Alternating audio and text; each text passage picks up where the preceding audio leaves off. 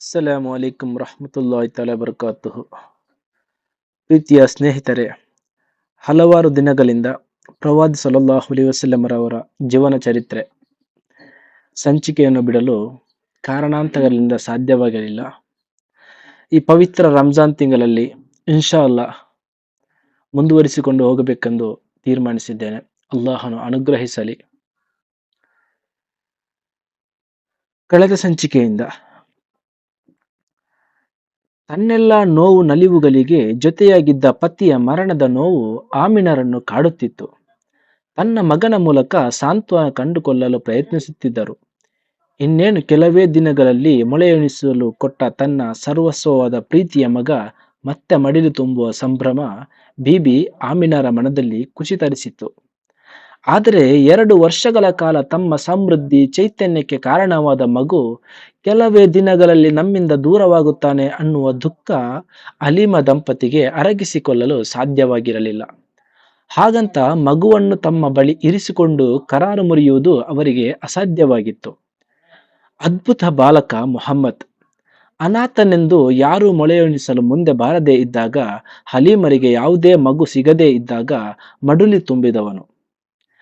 ಬಡತನ ಕಟ್ಟ ಕಡೆಯಲ್ಲಿ ಜೀವನ ಸಾಗಿಸುತ್ತಿದ್ದ ಹಲೀಮಾ ದಂಪತಿಯ ನಂತರದ ಜೀವನ ನೆಮ್ಮದಿಯ ಗೂಡಾಗಿದ್ದು ಇದೇ ಮಗುವಿನಿಂದಾಗಿತ್ತು. ಇವತ್ತು ಆತನ ಹೆತ್ತ ತಾಯಿಗೆ ಮರಳಿಸಬೇಕು.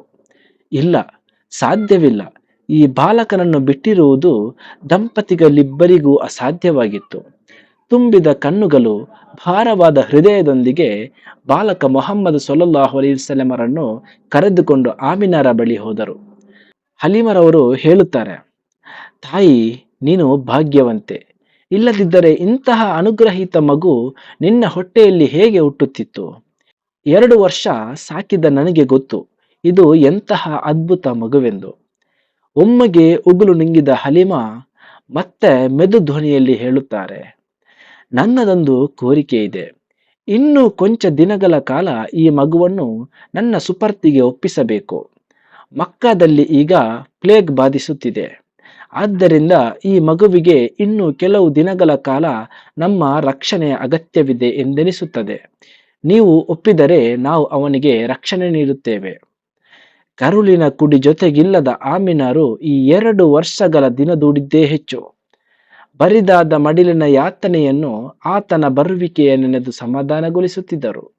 ಈಗ ಮತ್ತೆ ಮಗುವನ್ನು ಕೇಳುತ್ತಿದ್ದಾರೆ. ಖಂಡಿತ ಸಾಧ್ಯವಿಲ್ಲ. ಆಮಿನಾ ಬೀವಿಯವರು ತನ್ನ ಕರುಳ ಕುಡಿಯನ್ನು ಸೆಳೆದು ತಬ್ಬುತ್ತಾರೆ. ಮಗು ಕಿಲಕಿಲನೆ ನಕ್ಕಿತು. ಪೂರ್ಣ ಚಂದ್ರನಂತೆ ಹೊಳೆಯುವ ಪ್ರಶೋಭಿತ ಮುಖ. 2 ವರ್ಷಗಳ ನಂತರ ತಾಯಿ ಕೈ ಸೇರಿದಾಗ ಅಲಲಿಲ್ಲ. 100 ಸಿಹಿಮುತ್ತುಗಳು ಕೆನ್ನೆ ಮುತ್ತಿದವು. ಮಗುವಿಗಿನ್ನೂ ಅಮ್ಮನ ಪರಿಚಯವಿತ್ತು. ನಗುತ್ತಲೇ ಇತ್ತು. ತಾಯಿಯ ಕಣ್ಣುಗಳಿಂದ ಇಳಿದ ಆನಂದ ಬಾಷ್ಪಗಳು ಮಗುವಿನ ಕೆನ್ನೆ ಸ್ಪರ್ಶಿಸಿದವು. ಆಮಿನಾ ಬಿವಿಯವರು ಯೋಚಿಸಿದರು, ಇಲ್ಲಿ ವ್ಯಾಪಕವಾಗಿ ಪ್ಲೇಗ್ ಹರಡಿದೆ. ಅದರಿಂದ ಮಗುವಿಗೆ ಯಾವುದೇ ತೊಂದರೆ ಆಗಬಾರದೆಂದರೆ ಹಲೀಮಾ ಹೇಳಿದಂತೆ ಆಕೆಯೊಂದಿಗೆ ಕಳಿಸಿಕೊಡುವುದೇ ಒಳಿತು. ಅದು ಮನಸ್ಸಿಗೆ ಕಷ್ಟದ ಕೆಲಸ ನಿಜ. ಆದರೂ ಮಗುವಿನ ಭವಿಷ್ಯದ ದೃಷ್ಟಿಯಿಂದ ಅದಲ್ಲದೆ ಬೇರೆ ದಾರಿ ಇರಲಿಲ್ಲ. ಆಮಿನಾ ಒಲ್ಲದ ಮನಸ್ಸಿನಿಂದ ಮಗುವನ್ನು ಹಲೀಮರ ಕೈಗಿತ್ತರು. ಇತ್ತ ಹಲೀಮಾ ದಂಪತಿಗಳಿಗೆ 100 ಚಂದ್ರರನ್ನು ಒಟ್ಟಿಗೆ ಪಡೆದ ಸಂಭ್ರಮ. ಬಾಲಕ ಮೊಹಮ್ಮದ್ ಸಲ್ಲಲ್ಲಾಹು ಅಲೈಹಿ ವಸಲ್ಲಮರು ಹಲೀಮಾ ಮನೆಗೆ ಬಂದು 1 ತಿಂಗಳುಗಳು ಕಳೆಯಿತು. ಮಕ್ಕಳಿಬ್ಬರು ವಾತ್ಸಲ್ಯವನ್ನುಂಡು ಬೆಳೆಯುತ್ತಿದ್ದರು. ಇಬ್ಬರಲ್ಲಿ ಮೊಹಮ್ಮದ್ ಸಲ್ಲಲ್ಲಾಹು ಅಲೈಹಿ ವಸಲ್ಲಮರು ಚುರುಕು ಹುಡುಗ. ಇಬ್ಬರು ಆಡುಮರಿಗಳ ಜೊತೆ ಆಟವಾಡುತ್ತಿದ್ದರು.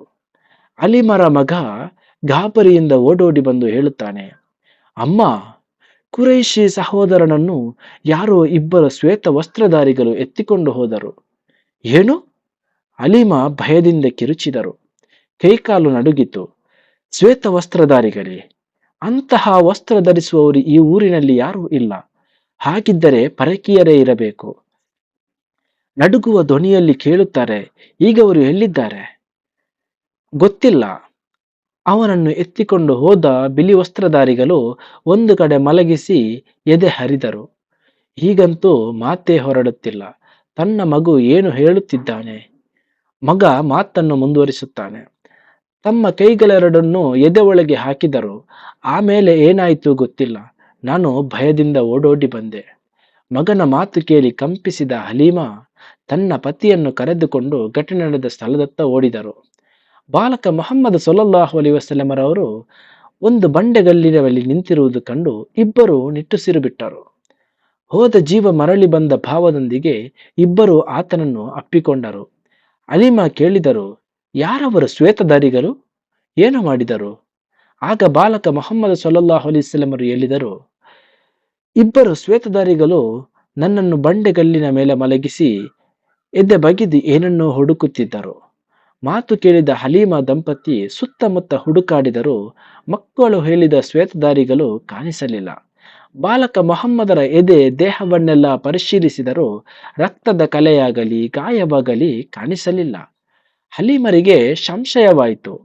ಮಕ್ಕಳು ಏನಾದರೂ ಸುಳ್ಳು ಹೇಳುತ್ತಿದ್ದಾರೆಯೇ? ದಂಪತಿಗಳಿಬ್ಬರು ಮಕ್ಕಳನ್ನು ಪುನಃ ಪುನಃ ಪ್ರಶ್ನಿಸಿದರು. ಇಬ್ಬರ ಉತ್ತರಗಳಲ್ಲಿ ಅಣುವಿನಷ್ಟು ವ್ಯತ್ಯಾಸವಿರಲಿಲ್ಲ. ಹಲೀಮರವರು ಸಾಕು ಮಗನ ದೇಹವನ್ನು ಮತ್ತೆ ಪರಿಶೀಲಿಸಿದರು. ಯಾವುದೇ ಕುರುಹಿಲ್ಲ. ಶುಭ್ರವಾದ ಮೈಕಟ್ಟು. ಒಂದೇ ಒಂದು ಅಸಾಮಾನ್ಯ ಗುರುತೆಂದರೆ ಎರಡು ಭುಜಗಳ ನಡುವಿನ ಬೆನ್ನ ಮಧ್ಯಭಾಗದಲ್ಲಿ ವೃತ್ತಾಕಾರದಲ್ಲಿ ಎದ್ದು ನಿಂತಿರುವ ಮಾಂಸಲ ಭಾಗ. ಅದು ಹುಟ್ಟಿನಿಂದಲೇ ಸಾಕು ಮಗನ ಬೆನ್ನ ಮೇಲಿದೆ. ವರ್ಷಗಳ ಬಳಿಕ ಪ್ರವಾದಿ ಸಲ್ಲಲ್ಲಾಹು ಅಲೈಹಿ ವಸಲ್ಲಮರವರು ಈ ಘಟನೆಯ ಬಗ್ಗೆ ಹೀಗೆ ವಿವರಿಸುತ್ತಾರೆ. ನನ್ನ ಬಳಿ ಇಬ್ಬರು ಶ್ವೇತವಸ್ತ್ರದಾನಿಯರು ಬಂದರು. ಅವರ ಕೈಯಲ್ಲಿ ಚಿನ್ನದ ಬಣ್ಣದ ಬೋಗಣಿ ತುಂಬ ಮಂಜುಗಡ್ಡೆಯಂತಹ ಗಟ್ಟಿಯಾದ ಶುಭ್ರ ನೀರಿತ್ತು. ಬಳಿಕ ಅವರು ನನ್ನನ್ನು ಮಲಗಿಸಿ ಎದೆ ಬಗೆದು ಹೃದಯವನ್ನು ಹೊರತೆಗೆದರು. ಹೃದಯದಲ್ಲಿದ್ದ ಕಪ್ಪು ಬಣ್ಣದ ರಕ್ತಪಿಂಡವನ್ನು ಕಿತ್ತೆಸೆದರು. ಬಳಿಕ ನನ್ನ ಹೃದಯವನ್ನು ಮಂಜಿನ ಹನಿಗಳಿಂದ ತೊಳೆದು ಶುದ್ಧಗೊಳಿಸಿದರು. ಮುಂದುವರಿದು ಅವರು ಹೇಳಿದರು, ಪಿಶಾಚಿಯು ಆದಮ್ ಅಲೈಹಿಸ್ಸಲಾಮರವರ ಎಲ್ಲಾ ಸಂತಾನಗಳನ್ನು ತಾಯಿ ಗರ್ಭದಲ್ಲಿದ್ದಾಗಲೇ ಸ್ಪರ್ಶಿಸುವನು. ಮರಿಯಂ ಬೀವಿ ಹಾಗೂ ಅವರ ಪುತ್ರನನ್ನು ಮಾತ್ರ ಆತನಿಗೆ ಸ್ಪರ್ಶಿಸಲು ಸಾಧ್ಯವಾಗಲಿಲ್ಲ. ಇನ್ಶಾ ಅಲ್ಲಾ ಮುಂದಿನ ಸಂಚಿಕೆಯಲ್ಲಿ ಉಳಿದ ಭಾಗವನ್ನು ವಿವರಿಸುತ್ತೇನೆ. ಯಾರಾದರೂ ನಮ್ಮ ಚಾನಲನ್ನು ಸಬ್ಸ್ಕ್ರೈಬ್ ಮಾಡಲು ಬಾಕಿ ಇದ್ದವರು ಸಬ್ಸ್ಕ್ರೈಬ್ ಮಾಡಿ, ನಿಮ್ಮವರಿಗೂ ಇದನ್ನು ಶೇರ್ ಮಾಡಿ ಸಪೋರ್ಟ್ ಮಾಡಿ. ಅಲ್ಲಾಹನು ನಮ್ಮೆಲ್ಲರನ್ನು ಅನುಗ್ರಹಿಸಲಿ. ಆಮೀನ್.